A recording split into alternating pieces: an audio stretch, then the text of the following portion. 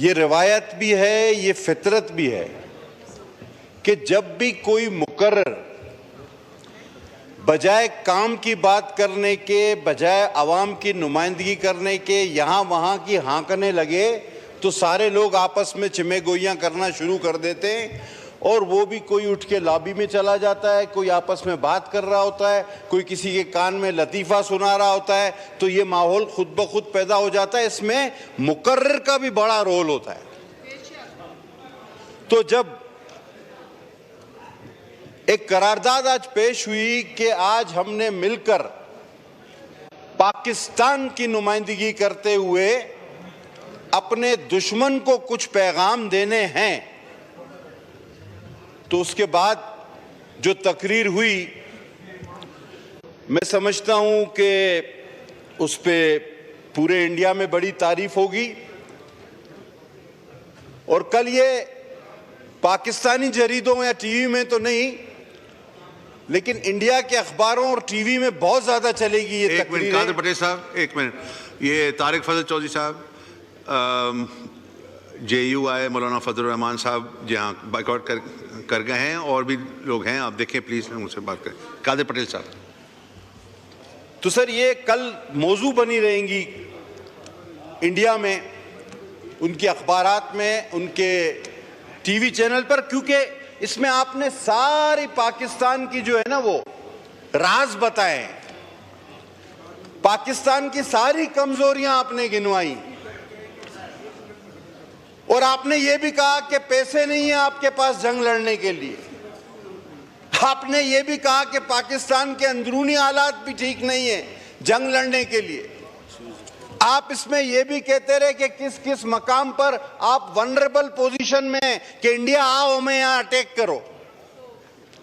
अब आखिर में अगर आप बात कहें कि जी हम इसको छोड़ेंगे नहीं मोदी को, ये सब कुछ कहने के बाद कि जी बलूचिस्तान में ये है, KP में ये है, पैसे नहीं है, हमें एश्योरेंस दी जाए, सबमरीन ये है, जहाज ये है, पानी ये है, खुदा के वास्ते कभी तो कोई अकल से काम ले।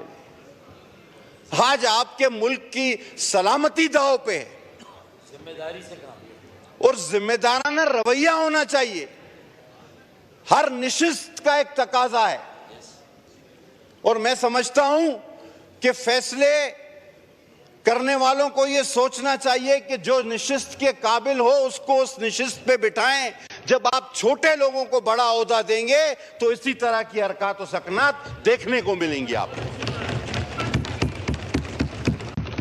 मैं सर आऊं अपनी असल बात पे। आपने तो बड़ी मोदी एक बार दोबारा मिसकैलकुलेट कर गया हमें, वो माजी में भी करता रहा है। उसने मिसकैलकुलेट किया शायद इस तरह कि आज का 20 दिन पुराना पाकिस्तान या 25 दिन पुराना पाकिस्तान मसाइल का शिकार था अंदरूनी तौर पे, जिसमें सर फहरिस्त इंडस वाला मसला था। बलूचिस्तान और KP में तो प्रॉक्सी से हम लड़ रहे थे, लेकिन इंडस एक और इजाफा था। और कल जब सिक्योरिटी इदारों ने सबको मदऊ किया,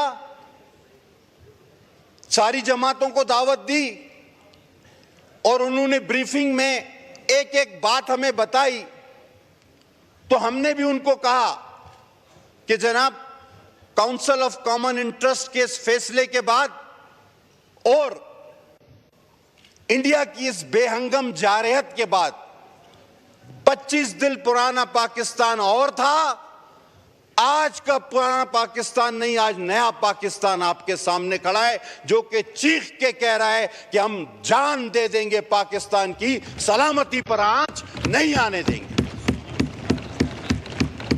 हम सब इकट्ठे हैं, मोदी मिसकैलकुलेट ना करना। अगर आप समझते हो कि पाकिस्तान की फौज लाखों में है, मैं अल्फन कह सकता हूं कि इस 25 करोड़ आवाम का जज्बा जो हम देख रहे हैं, अगर हमारे बूढ़े, खवातीन, बच्चे भी निकाल दो, 5 करोड़ 10 करोड़ निकाल दो, तो फिर भी 15 से 20 करोड़ की ये फौज है। और दुनिया में किसी मुल्क के पास इतनी बड़ी फौज नहीं है जो जज्बा शहादत से सरशार हो। नहीं है किसी के पास इतनी बड़ी फौज। आज आपको ये बात करने की जरूरत है। इसको उठा लिया, इसको गिरफ्तार कर लिया, इसको मार रहे हैं, ये जुल्म हो रहा है, ये कोई बात करने की है? एक वाकया होता है, ये पहलगाम 45 मिनट दूर है वहां का पुलिस स्टेशन, और 10 मिनट बाद वाकये के एक एफआईआर कटती है जिसमें यह भी जिक्र हो जाता है कि जी सरहद पार से दहशतगर्द आकर इन लोगों को मार के चले गए। पता तो होना चाहिए ना आपको। ये तिब्बी इमदाद और एम्बुलेंस बाद में पहुंचती है, लेकिन लाशें वहां पड़ी रहती हैं, तड़पती रहती हैं, और एफआईआर 10 मिनट में कट जाती है कि जी ये दहशतगर्द आए थे सरहद पार से, हमारी जानिब इशारा होता है। अब जनाब, पहले तो इसको मोदी रंग देता है कि जी ये सारे हिंदुओं को चुन चुन के मारा गया, लेकिन वो हमेशा की तरह नाकाम होता है। पता चलता है जब एक आदिल नामी मुसलमान भी उसमें शामिल था, वहां इसको मुंह की खानी पड़ती है। और जब पाकिस्तान को बदनाम करने के हर महाज पे उसको शिकस्त होने लगती है, क्योंकि कोई भी एविडेंस पूरी दुनिया में उसका कोई बाय नहीं कर रहा होता, तो आज हमें वो तारीख का दूसरा यजीद बनने की धमकी दे रहा है। एक तो वो यजीद था जिसने मौला हुसैन का पानी बंद किया, आज तारीख और दुनिया का दूसरा यजीद मोदी बनना चाह रहा है। जनाब अली, हम जंग नहीं चाहते, हम पुरअमन हैं, लेकिन मैं दिल से कह रहा हूं कि प्रॉक्सीज से लड़ते लड़ते कोई टीटीपी नहीं, इंडिया है, कोई बीएलए नहीं, इंडिया है, कोई एमक्यूएम लंदन नहीं थी, इंडिया था। आज अगर पाकिस्तान ने 70,000 अफराद खोए हैं तो ये इंडियन प्रॉक्सीज की वजह से खोए हैं। हमें क्लियर कट ये बोलना पड़ेगा, 90,000 हो या लाख, लेकिन जो भी हमने खोए हैं वो इंडियन प्रॉक्सीज की वजह से हमने खोए हैं। और प्रॉक्सीज से लड़ना सांप की दुम से लड़ना होता है। हमारा हर फौजी जवान आज बिल्कुल तैयार है कि दुम से लड़ते लड़ते अल्हम्दुलिल्लाह अब सांप का सर हमारे सामने है, और ये मौका अब हम नहीं जाने देंगे, क्योंकि सांप का सर कुचलना ही हमारा मकसद था, और उसी के लिए हम यहां पर मौजूद हैं। आप क्यों भूल जाते हैं कि हमारे विजनरी शोधा, हमारे लीडरों ने इस बात को पहले ही समझ लिया था कि तादाद में वो बड़े हो सकते हैं, रकबे में वो बड़े हो सकते हैं। इसीलिए मेरे शहीद कायद ने न्यूक्लियर पावर आपको बनाया था कि किसी वहम में न रहना, किसी वहम में न रहना। और याद रखो कि कुछ चीजों पर हम बड़े सेंसिटिव हैं, और उनमें से एक इंडस रिवर है। ऐसा ना हो कि ये ट्रिगर दबाने में हमें कोई 1 मिनट 1 सेकंड भी नहीं सोचना पड़ेगा। ये न्यूक्लियर बॉम्ब हमने शब बारात या शादी में चरागाह के लिए नहीं बनाए। हम क्लियर कट बताना चाहते हैं, फिर कहते हैं हम जंग नहीं चाहते, लेकिन अगर जंग तुम शुरू करोगे तो खत्म हम करेंगे, और अपनी ही शराइत पर खत्म करेंगे। फिर दोबारा इसमें हम पॉइंट ऑफ नो रिटर्न पर चले जाएंगे। और वैसे ही जो हम जब से कश्मीर का मसला और फिर फलस्तीन में बच्चों पर, औरतों पर होते हुए जुल्म जो हम देख रहे हैं, तो जनाब हमारा माशरा, पाकिस्तान का हर फर्द, उसके दिल में गमो गुस्सा है। और मोदी क्यों चाहता है कि ये सारा गमो गुस्सा इंडिया के शहरियों पर निकले, इंडिया की फौज पर निकले, वो तो इस गुस्से को सीधी सीधी दावत दे रहा है।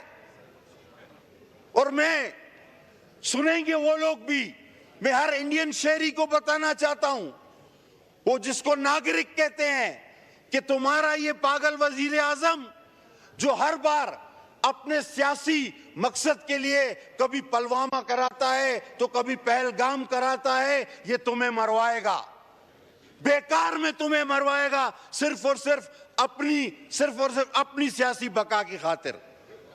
जनाब, ये बुचर ऑफ गुजरात जिसको मेरे चेयरमैन और वजीर खारजा ने सरेआम कहा कि बुचर ऑफ गुजरात, तो ये कौन सी हुकूमत थी? कभी हुकूमत में रहते हुए भी किसी ने किसी पे हेड मनी लगाई?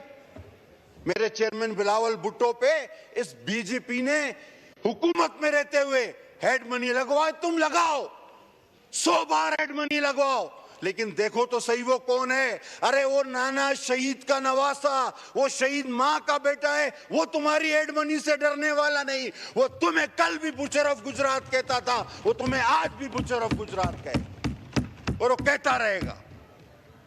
जनाब वाली, हर टीवी टॉक शो में, यहां तकरीरों में हम एक दूसरे पर तनकीद करते हैं।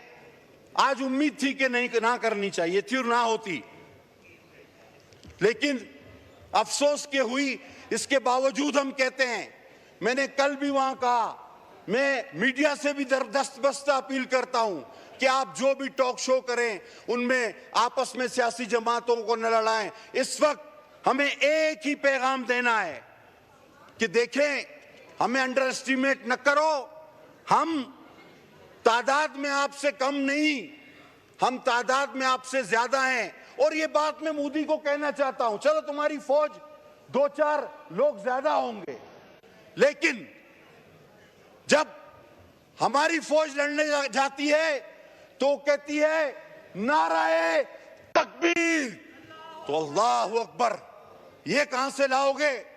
जब हमारी फौज लड़ने जाती है तो वो कहती है कि नाराए रिसालत या रसूलुल्लाह, ये तुम कहां से लाओगे? और फिर वो नारा मौला का जो नाराए फतेह का है, नाराए हैदरी या अली, ये तुम कहां से लाओगे? अरे हम तो जीते ही शहादत के लिए मेरे भाई, हम तो जीते ही शहादत के लिए हैं, हम तो लड़ते ही शहादत के लिए हैं। हमारे पास तो कॉन्सेप्ट है और हमारा ईमान है कि अगला जहां शहीदों का जहां है। तो ये जज्बा तुम कहां से लाओगे? ये जज्बा तुम कहां से लाओगे? तुम 2 लोग तादाद में ज्यादा हो सकते हो, इसको अंडर एस्टिमेट ना करो।